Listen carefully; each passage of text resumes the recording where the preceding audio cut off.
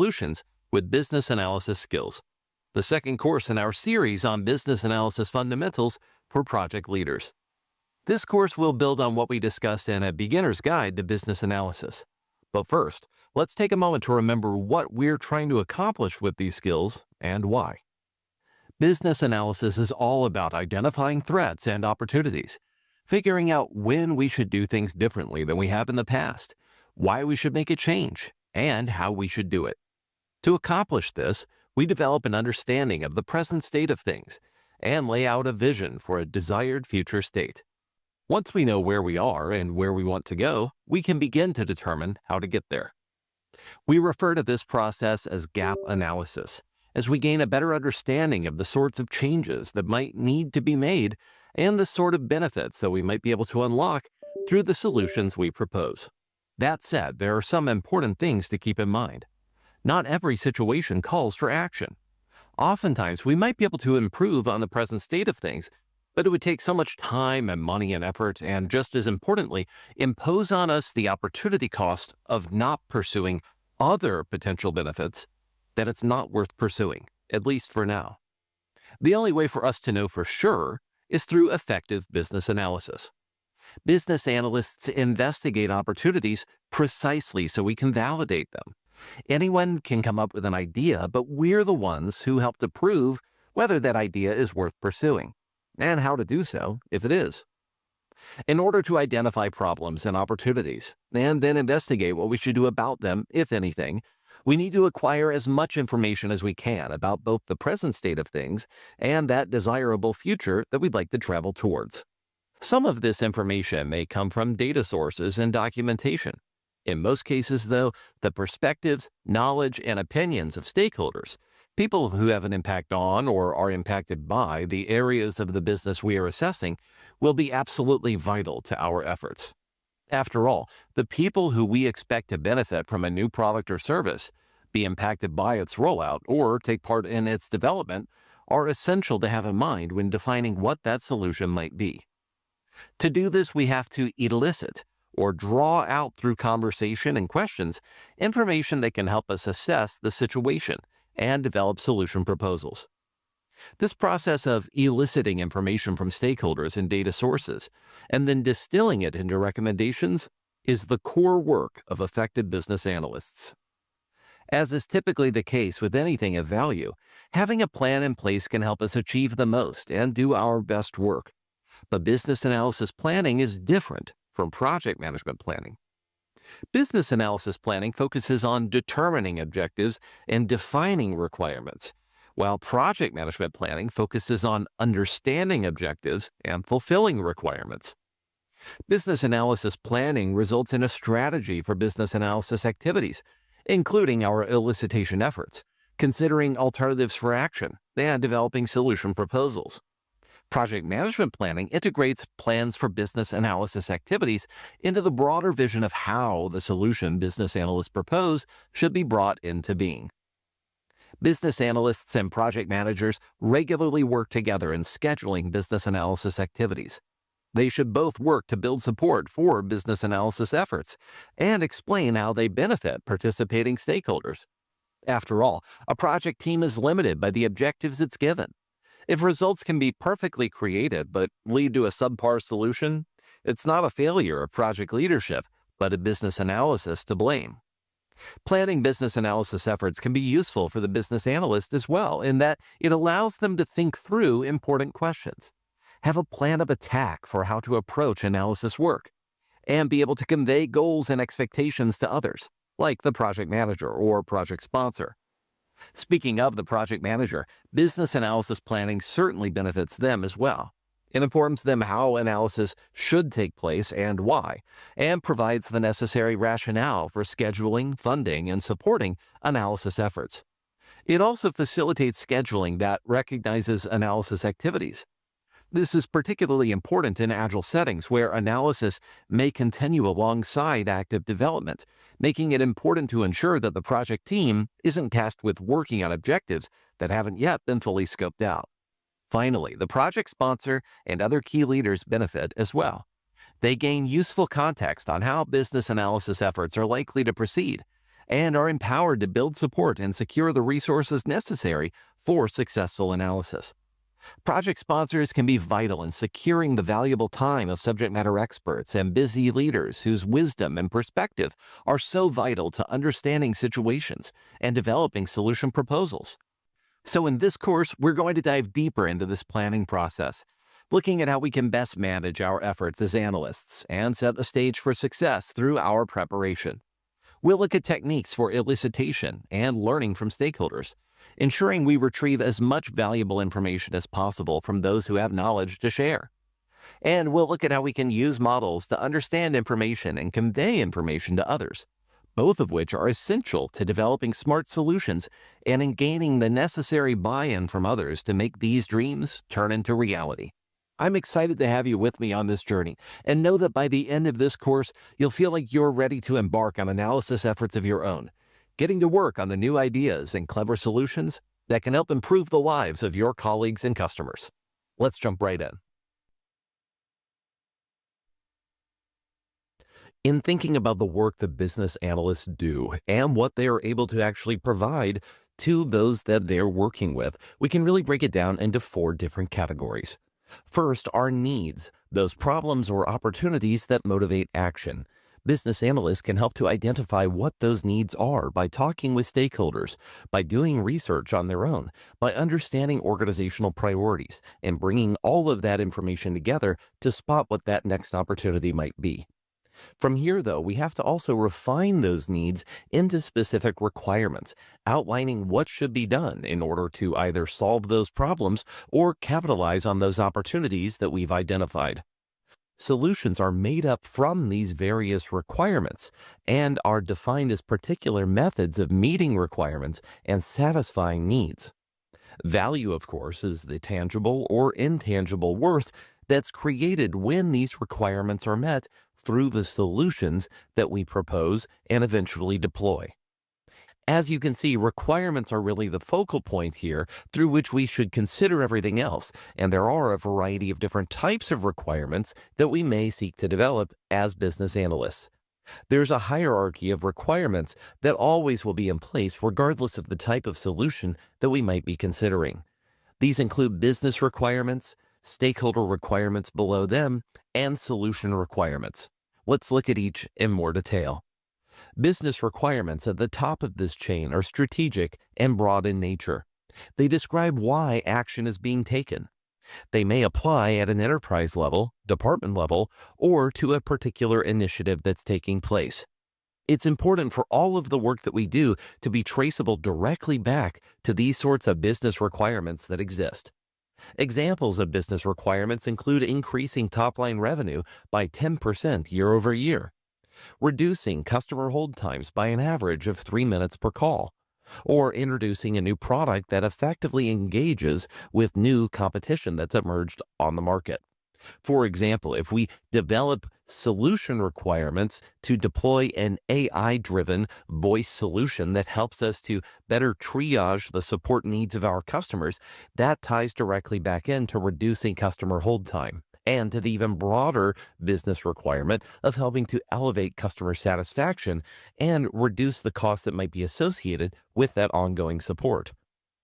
Stakeholder requirements relate to stakeholder expectations as to the work that should be done, the methods of work that should be employed, the timeline over which work on a solution might take place, how progress is communicated as we continue our work, as well as the level of required contribution by these stakeholders, both during early elicitation efforts where we're able to gather their opinions and perspectives in developing our solution proposals and in understanding what the problems or opportunities might be, as well as in helping to implement those solutions once we arrive at a proposal we're happy with.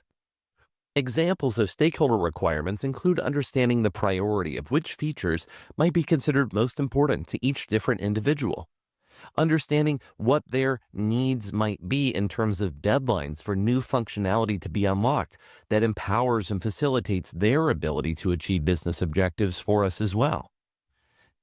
It might include things like their preferences as to how they'd like to interact with us as business analysts and how we might be able to best take advantage of their perspectives while being respectful of their time.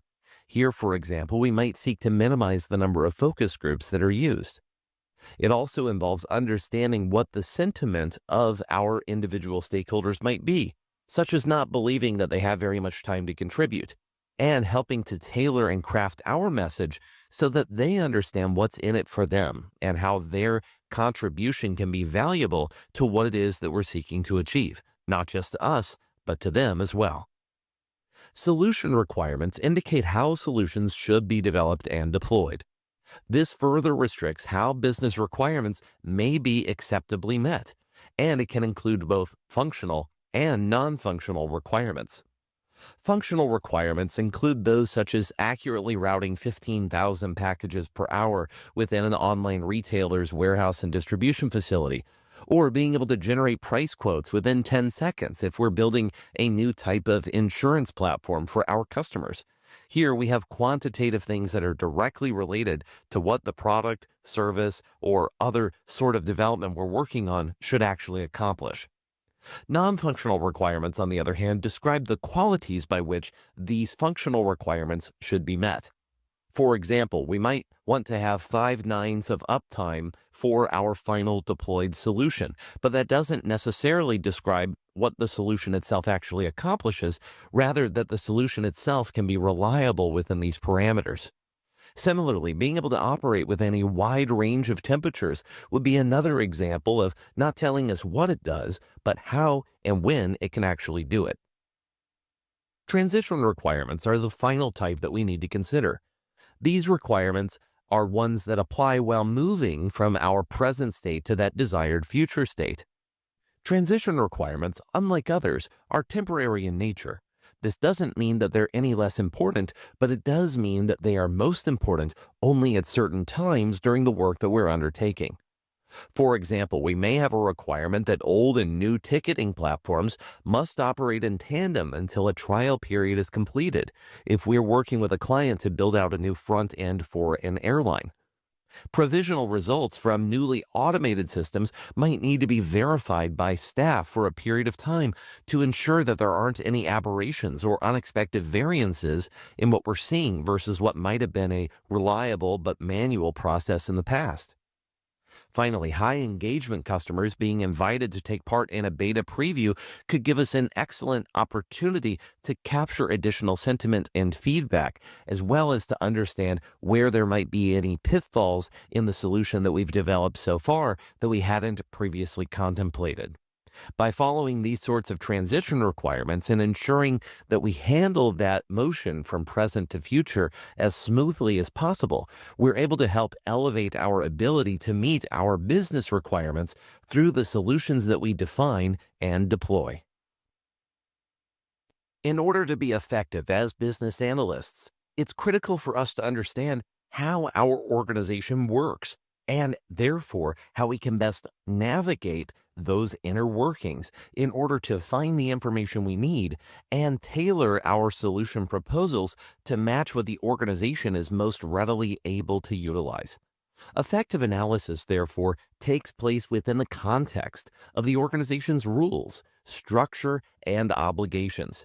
Collaboration with various roles can help to ensure that we have appropriate and comprehensive analysis able to take place. For example, let's say that we're working within a government department in order to create a new solution and we're considering various software vendors. There could be restrictions on the use of software that's provided by companies that are located outside of the boundaries of our country, given some of the security and protectionist tendencies that might be involved in that decision making. Therefore, going all the way to the end of developing and proposing a solution that relies on a platform that we would not be allowed to use represents a fundamental misunderstanding of our work as a business analyst, a waste of time, and something that would be easily avoided had we simply had a better understanding of the environment in which we're working. To understand this better, there are a variety of different sources we might turn to in order to elicit information, not just on what the needs or opportunities of the situation might be, but also in terms of how we should conduct ourselves as a business analyst and what types of options might be open to us in exploring what solutions might best fit. These include the legal department, risk management, and release management experts, as well as a change control board, especially in situations where we might be following a traditional waterfall approach, a very formalized approach to our project management in deploying a solution. DevOps, the project management office, the value delivery office, a business analysis center of excellence if one exists for your organization, as well as compliance auditors and senior officers within the organization can all be of critical value in understanding better the environment in which we are operating. They can help us to understand what regulatory concerns might exist, both in terms of the sorts of vendors we might choose to work with, but also in terms of the risk exposure that we might open ourselves up to, depending on the ways we might seek to deploy certain solutions. Say that we are a large technology company, for example, and our solution is to simply acquire a major competitor, and we think that that will help to solve the problem that we're facing as a business analyst. That may well be true, but in the regulatory environment we face, this may not be a practical solution because we fear that that merger may not be approved or that it might be drug out over a significant period of time, costing the company a significant amount of focus and money accordingly. Understanding our auditing obligations can be important here as well, both in terms of maintaining accountability for both our work and for that of the project being deployed, but also ensuring that we have the correct tooling and measurement processes in place as part of the solution we propose to ensure that any auditing obligations can be fulfilled with the final product. Business rules are important to consider here as well, whether those are working with preferred vendors, ensuring that certain individuals are notified, following security policies that might already be in place, and others. This also includes organizational processes that may not be a requirement, but acknowledge the ways in which our various staff work together and help to leverage and provide a tailwind to that working relationship rather than seeking to work against it in the way that we develop our solution. Understanding governance requirements facilitates our ability to plan analysis accordingly because we understand how decisions are made, how changes are processed, how transition requirements are handled, and who must approve proposed solutions for them to be able to move forward. In order to identify these governance needs, we can, of course, speak with some of the various stakeholders that we mentioned earlier, but we can also turn to organizational repositories of information. Oftentimes, significant documentation should already be on the books, helping us to understand how things are supposed to work. PMOs and similar can also be extremely useful in this regard in providing sets of best practices, precedents that might exist from past similar initiatives, as well as some of that organizational context that might not be clear through reports and rules that are on the books alone. Finally, regulatory bodies can also provide guidance and advice in cases where our governance concerns exceed the scope of the organization itself and instead dive into the broader environment in which we operate. They may be able to provide guidance as to what might be considered approvable or not, what might be subject to review or not, and which ways we might tailor our solution in order to best match up with the environment in which we are operating.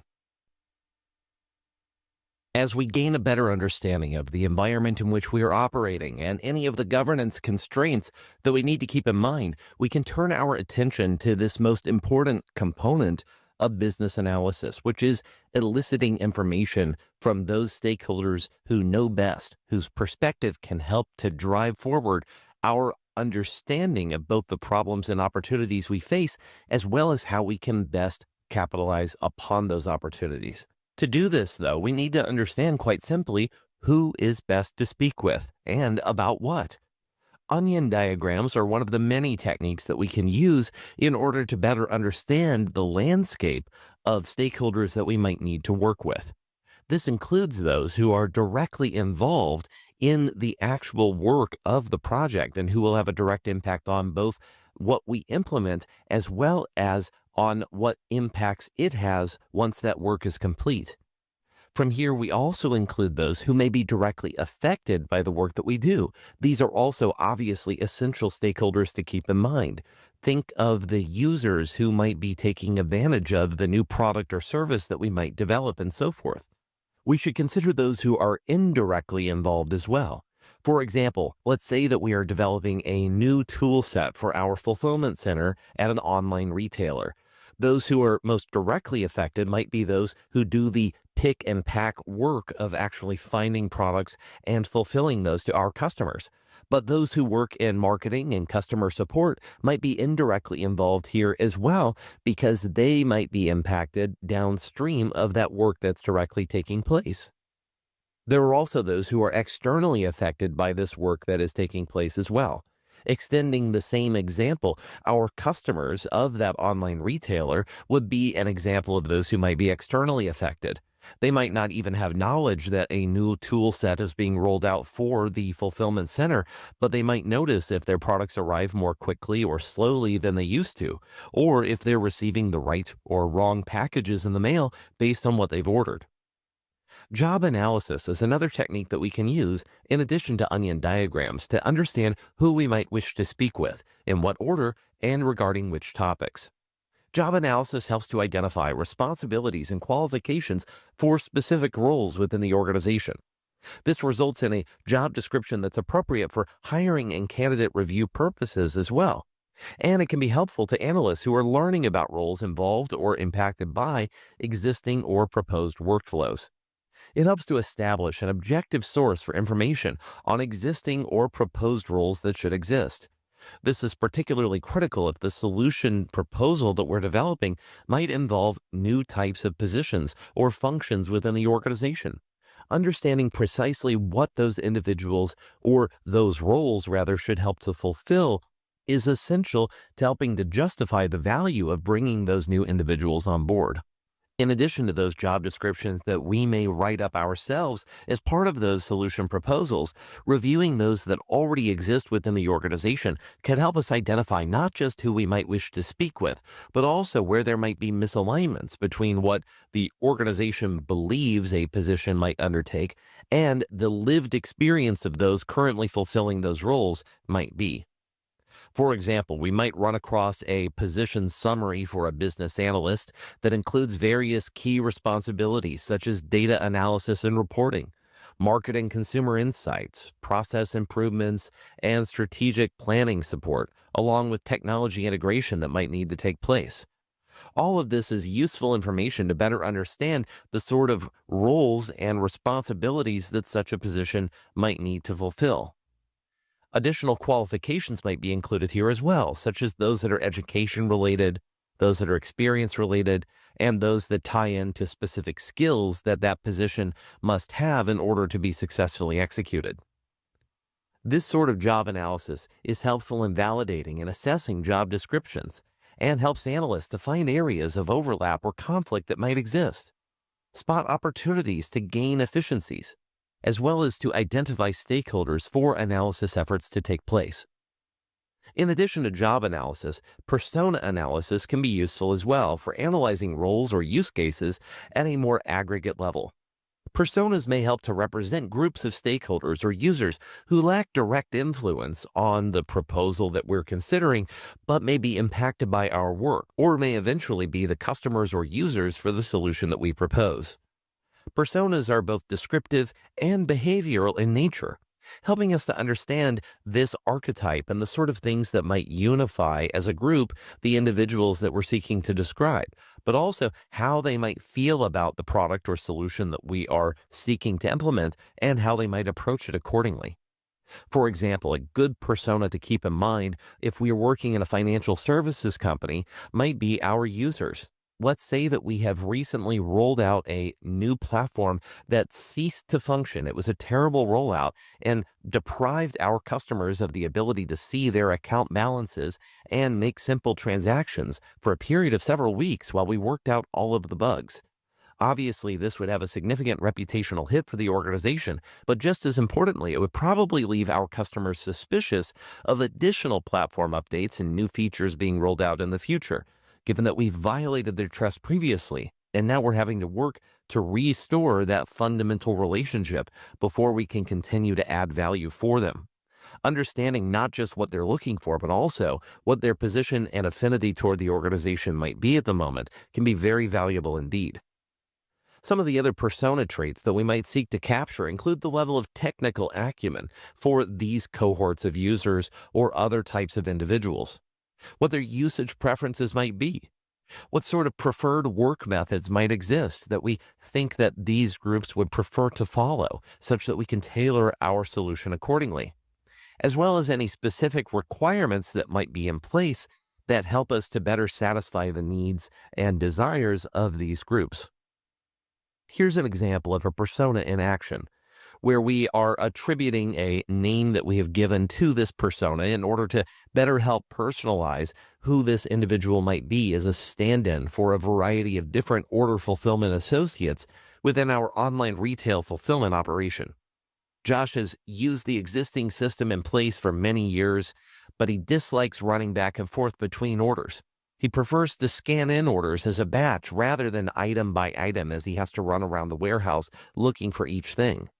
He needs the item location and shipping information to be readily accessible, and he feels hamstrung at the moment by devices that lose power during the day, causing him to have to go back and either charge that device or swap it out for a new one from the front office, delaying his ability to continue the work that he's undertaking. We can see that even with just these 5 simple bullet points, there is a goldmine of information here for us to be able to benefit from as business analysts, understanding how we might develop a better solution for Josh and those that this persona represents to be able to use moving forward. We should probably create something that feels relatively familiar. We should create something that helps to lessen the amount of running back and forth that needs to happen between orders. We should seek to accommodate the ability to scan in orders as a batch unless we have good reasons not to. And we should ensure that we are able to provide visualization information and best routings for this individual to be able to quickly get to each product they need to pack. Through this combination of onion diagramming to understand our stakeholder landscape, job analysis in order to gain an understanding of what positions do or at least are supposed to do within the organization, as well as personas helping us to understand that human factor, we can help set the stage for effective elicitation efforts to take place. As is true with most things that are important, entering into our elicitation efforts with a bit of a plan in place can certainly help to ensure that we approach it in a serious and effective fashion, and don't forget any of the questions or people that we need to speak with that could be essential to developing an understanding of the situation and the ways we might seek to improve upon it. That said, elicitation plans need not be overly formal in nature. It's just important for us to think through some fundamental questions before we begin our elicitation efforts in earnest. Elicitation plans are predominantly meant to simply guide the business analyst's work, and so this is a plan that we are developing first and foremost for ourselves. That said, it is wise to develop this plan in coordination with project leadership, especially in agile situations where our analysis might be continuing in tandem with project work already getting underway. This helps to ensure that the project leader understands which resources you might need access to and allows them to more proactively surface information to you that might be of interest as your work as an analyst continues on. When it comes to developing the elicitation plan, there are 4 simple questions that we need to answer. What do we need to know? Where can we find the answers? How can we get the information? And what sequence should we follow in our process? When it comes to this first question of what we need to know, we should understand if we're trying to define the problem, solve a problem, answer a question, and what additional questions are we likely to have as we learn more. Depending on what phase of our analysis work we are undertaking, the answers here may vary. As we're first seeking to gain a better understanding of the problem or opportunity we're facing, or to identify a problem or opportunity in the first place, the questions that we have to ask are going to be very different than those when we are locking in on the sort of solution that we might propose for a project team to take on. When it comes to where we can find our answers, we should understand if there are individuals or particular sources of information that we should certainly reference, and if there are particular data sources where we might be able to find those answers as well. Anytime we are able to either save the time of our stakeholders by turning to data sources that already exist, or have the ability to validate the information that we receive from stakeholders by comparing it against objective data sources, it can help to improve our analysis outcomes. In many cases, we may need to ask or gain permission in order to speak with someone. It's not sufficient to just go knock on their office door or give them a call.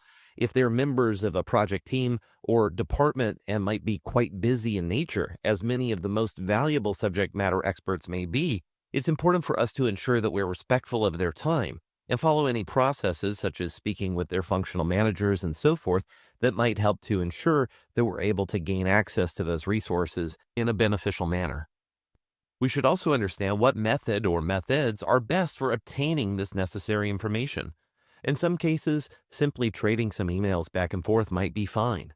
In others, having a very intensive focus group session that could last an entire day might prove very useful, but requires significant additional planning and often significant additional justification for us to be able to actually achieve. We need to understand what we have to do to gain access to any necessary documents or data sources as well. This can be particularly fraught in cases where there may be intellectual property or classifications that have been placed on certain documents. And so, understanding what sort of security thresholds or hurdles, as well as organizational blockers that might exist, is pivotal to developing our understanding of what sources might be available to us in which we can rely upon in developing our understanding. Finally, what sequence should we follow in our elicitation efforts? There are best orders for obtaining information, especially orders that make the most of stakeholder time. We don't want to speak with subject matter experts until we have the necessary context in place to ask them important, educated, contextually relevant questions. As such, if we schedule a meeting with someone who might have a trove of useful information for us, but we're not yet prepared to leverage that expertise, then that's something that we should plan for further down the line. We should also understand which order is least likely to require additional clarification later on. By having as much information as possible before each step of our elicitation proceeds, we can help to not just waste the time of other individuals by having to follow up unnecessarily, but also make our own efforts as analysts that much more efficient. We should always be considering what we want to achieve in each elicitation effort that we undertake. All elicitation, whether it's sending an email or developing a multi-day summit to bring subject matter experts together, we should always understand what our specific, clear objectives are in each and every case, even if they are simply exploratory in nature. We should also understand who should and must participate regarding each type of elicitation in order for that effort to have the best prospects for success. We should use positions rather than names as often as possible when considering this list so that we can ensure that we have proper representation across all of the functions that might be touched by a present problem or a future solution that could be implemented. But we should also keep in mind those organizational norms and quirks that might exist, where individuals who might not on the org chart be in positions of authority or knowledge over a process or area, in fact are, and ensure that we can leverage their expertise as well. Finally, we should also consider what questions should be asked. We should develop follow-up questions to likely answers in advance, in addition to the core questions we bring with us. And we should always remain open to allowing the conversation to diverge into those areas that remain related and on topic, but might explore areas we hadn't previously considered. Oftentimes, this is where the most value of all can come from, because this is where the unique perspectives of the stakeholders we work with most exceed what we already know, and therefore can offer us the most benefit. Some of the stakeholder considerations to keep in mind in developing our elicitation planning include the context of our organization. How routine at an organizational level have business analysis efforts become? Is this something with which stakeholders should be relatively familiar? Or is the word elicitation one that they have never heard before? Have they never participated in a focus group? Have there been poor response rates when questionnaires and surveys have been sent out in the past? Understanding these sorts of precedents that might already be in place allow us to better tailor the ways that we approach our own efforts. We also have to understand what the impact of our organization's structure might be on our ability to conduct elicitation. For example, if we find that organizational policies require us to go to functional or department level managers in order to gain their permission before speaking with subject matter experts, that's something we should be aware of in advance in order to ensure that we respect any of the existing policies and political dynamics that exist in the organization while still retaining access to those experts whose perspectives we so desperately need. Stakeholder experience with business analysis efforts can also be just as important as what perspective they might in theory have to share on their topic of expertise. If they're not familiar with how interviews or focus groups or user testing might work, then familiarizing them with these and ensuring that we develop an experience that best allows them to share what they know with us is critical to making the most of their time. Working to also prioritize the myriad needs and wants of each of our different stakeholders is what allows us to develop a solution proposal later that can best fulfill the needs that everyone has expressed in a way that results in the maximum level of value and happiness across our broad range of diverse stakeholder interests. Finally, stakeholder incentives are important to consider as well. Are you intruding on their busy day in a way that they simply don't see how there'll be any value for them in the future? Or have they been desperately waiting for someone to just ask how you might improve their lives and can't wait to share information with you? Are certain stakeholders deeply beholden and have a high interest in the existing solution, even if it's better for the organization as a whole to move on to a new or upgraded solution? If so, their opinions may be colored accordingly.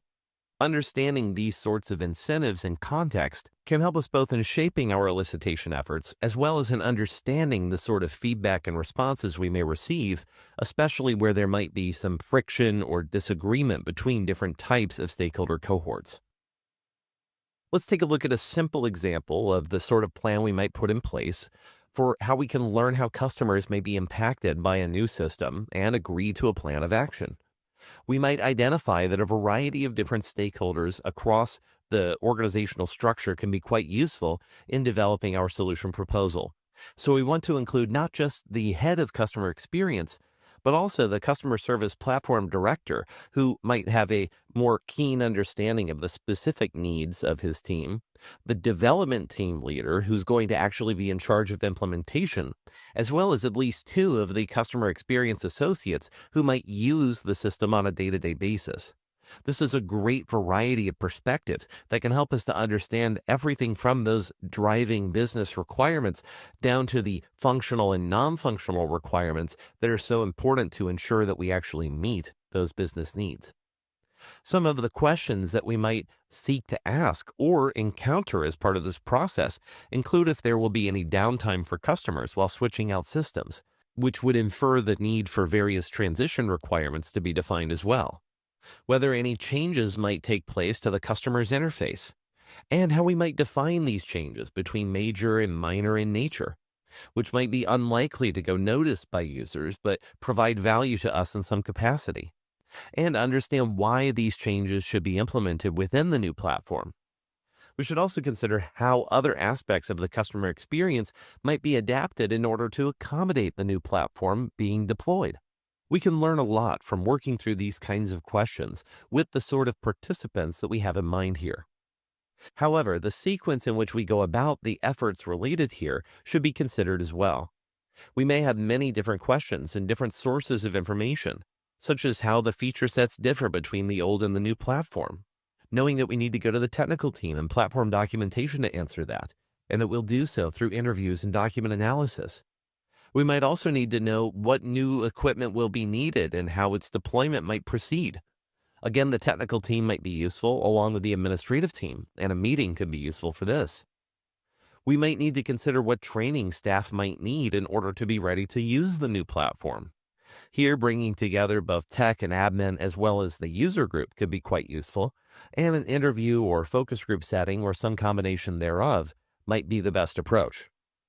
When considering what impacts will be visible to the customer, if any, the technical team and the customer experience team would have our answers, and meeting with them would make the most sense.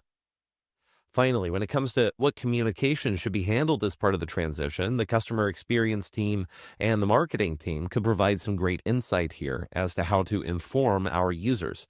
An email conversation might be considered sufficient for this purpose. Now, the sequence in which we attack each of these different items is also quite important because we can't really talk about what communications might need to be handled until we have a better understanding of things like the impact and the internal training that might be needed for rollout to happen in the first place. Looking at each of these, we find that it makes the most sense to talk about what new equipment might be needed. Then, what feature sets differ between the old and new platform, what impacts might be visible to the customer, what training staff might need, and then how to communicate accordingly. We can increase the odds of success in our business analysis efforts by thoughtfully preparing for each and every elicitation opportunity that we come across, whether that involves us opening up a dusty repository of old notes and documents, or meeting with a senior level leader within the organization to gain their perspective on what matters most to the organization today. Putting specific thought into each activity before and after it occurs allows us to ensure that we place that new information within the context of all of the knowledge that we are accruing, allowing us to gain the best picture of the current state and the best vision for what we might want for the future, empowering us to make a thoughtful and effective plan for action. We should work to make the most of everyone's time, recognizing that their input is valuable and that we want to ensure that we're able to gain as much knowledge from them as possible. By being efficient in our efforts, we also help to pay ourselves a future dividend. Those who feel like their time was wasted in an early elicitation session that we planned poorly are unlikely to want to follow back up with us in the future. But if they feel like we were genuinely interested, we knew the context necessary to ask them insightful questions, and we have their best interests in mind, then they're likely to follow up with us proactively in the future if additional items spring to mind for them that could be of use to us, and to answer more quickly if we need to follow back up with them with any clarifying questions later on. We should also adapt our future plans based on the results from each of these different elicitation sessions that take place. This, again, is a good reason to be relatively informal in our planning process because it leaves it malleable and open to change as we learn more, determine who we might want to speak with next, and continue to evolve our understanding of the solution.